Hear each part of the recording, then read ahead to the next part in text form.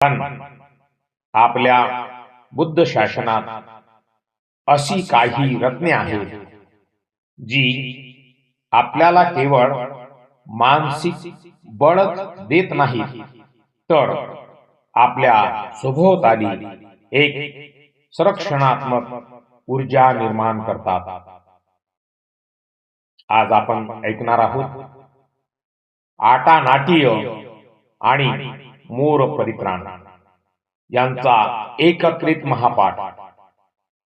2600 वर्षापूर्वी स्वतः महाकारुणिक अहरत सम्यक संबुद्धांनी आणि अहरत भिक्खूंनी या सुत्तांचा उपयोग संरक्षणासाठी केला होता.